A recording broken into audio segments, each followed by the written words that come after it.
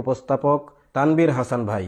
যে মুফতি আলাউদ্দিন জিহাদি নামে একজন ব্যক্তি আর 3-4 জন তারা ইসরায়েলি আল আকসা মসজিদে গিয়েছে এবং তিনি একটা ভিডিও প্রকাশ করেছে যে আল আকসা মসজিদ নিরাপদ আছে এবং অক্ষত আছে। কারণ হচ্ছে গত বেশ কিছুদিন যাবত আমরা সোশ্যাল মিডিয়ায় দেখছিলাম যে আল আকসা মসজিদের কিছু বিভ্রান্তিকর ছবি সরানো হচ্ছিল যে আল আকসা মসজিদে বোমা হামলা হয়েছে, ভেঙে গেছে, ব্লা ব্লা এরকম টাইপের। তো উনি কম্পাউন্ডে গিয়েছেন এবং একটা ভিডিও পোস্ট করেছেন, সেখানে ফজর নামাজ পড়ে লিখেছেন যে আল আকসা মসজিদ নিরাপদ আছে, অক্ষত আছে। এখন এই আল আকসা মসজিদটা কোথায়? এই আল আকসা মসজিদ নিয়ে তো ইসরায়েল প্যালেস্টাইন দ্বন্দ্ব। আমাদের কতিপয় শিক্ষিত ভাই এটাই জানে না, তারা শুধু ইমানের জোরে চিল্লায়। একজন কমেন্ট করছে আল আকসা মসজিদ দেখতে ইসরায়েল কেন গেল, আরেকজন কমেন্ট করলো ইসরায়েলে ভিসা লাগাইয়া উনি কেন আল আকসা মসজিদ দেখতে গেল। ভাই, এই আল আকসা মসজিদ কই অবস্থিত এটা আপনি জানেন?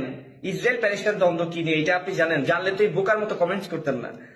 এই আল্লাহ মসজিদটা রাখছে ইসরায়েলের আল আকসা মসজিদ কম্পাউন্ড যেখানে, সেখানে শুধু আল আকসা মসজিদ না, সেখানে ইহুদিদের প্রার্থনা স্থল আছে, খ্রিস্টানদের প্রার্থনা স্থল আছে, 3টা ধর্মের প্রার্থনা স্থল, এবং এটা পুরোটা সম্পূর্ণ ইসরায়েল নিয়ন্ত্রণ করে। আপনি যদি আল আকসা মসজিদ যেতে চান আপনাকে ইসরায়েলেই যেতে হবে, আর ইসরায়েল যেতে হলে আপনাকে ইসরায়েলি ভিসাই লাগাইতে হবে। ইসরায়েলি ভিসা ছাড়া তো আপনি ইসরায়েল প্রবেশ করতে পারবেন না।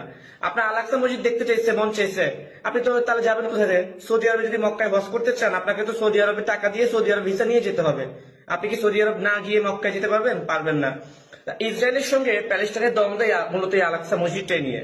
তো যারা বোকার মতো প্রশ্ন করতেছেন বা লিখতেছেন যে আল আকসা মসজিদ দেখতে ইসরায়েল কেন গেল, ইসরায়েলি ভিসা লাগায় আল আকসা মসজিদ দেখতে যেতে হবে কেন, তাদের উত্তরটা আশা করি পেয়ে গেছেন। কারণটা হচ্ছে আল আকসা মসজিদ ইসরায়েলের দখলে, আপনাকে আল আকসা মসজিদ দেখতে হলে ইসরায়েলে যেতে হবে, ইসরায়েলি ভিসা লাগাই যেতে হবে। নেক্সট টাইম এসব মানে কমেন্টস করে নিজেকে আর অশিক্ষিত মূর্খ মানে প্রকাশ করিয়েন না সামনাসামনি। আচ্ছা, এই ব্যাপার একটা গেল। তারপরে ভাই দেখেন আমাদের হুজুররা কি পরিমাণ দ্বিধা বিভক্ত আছে। তার আগে একটা কথা বলি, তারপরে এসে কিছু কমেন্ট করলো আল আকসা মসজিদে কি ইসরায়েলে কি গেলে গাজায় যাও, গেলে রাফাতে যাও। আচ্ছা, এই গাজা, রাফা, খান ইউনুস, এগুলো তো নিউজ শুনে শুনে নামগুলো শুনছেন, এগুলো কোথায় অবস্থিত সেটা জানেন? এটা জানলে এই কমেন্ট করতেন না। আপনাকে ওই গাজা, ওই রাফা, ওই খান ইউনুস কিংবা মানে গাজা যে অংশে যুদ্ধ চলতেছে, মানে ইসরায়েল অ্যাটাক দিচ্ছে, ওই অংশে প্রবেশ করতে হলে ইসরায়েল দিয়েই যেতে হবে। ইসরায়েলকে অ্যাভয়েড করে ওই অংশে যাওয়ার কোনো পথ নাই। যদি তাই হতো তাহলে আপনার মতো লাখ লাখ মুসলমান হজ বা জিহাদ করার জন্য ওই গাজায় চলে যেত।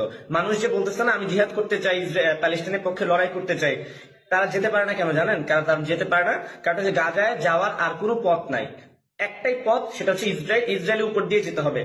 মানে গাজাতে কোনো এয়ারপোর্ট নাই, গাজার আর কোনো পথ নাই। গাজার 3 দিকেই মানে পুরো এলাকাটাই প্রায় ইসরায়েল দিয়ে পরিবেষ্টিত। কিছু অংশে সমুদ্র আছে, আর কিছু অংশে ভুল যদি না করি মিশর বা জর্দান, আমি ভুলে গেছি, এই 2টা দেশে যে কোনো একটা জায়গায় যে রাফা ক্রসিং যেটাকে বলে, সেই রাফা ক্রসিংটা বর্ডার, সেটাও কিন্তু বন্ধ করা, সেটা বন্ধ করে রাখছে। তারা এখান দিয়ে কাউকে প্রবেশ করতে দেয় না, বের হতে দেয় না, প্রবেশ করতে দেয় না, শুধুমাত্র সেখান দিয়ে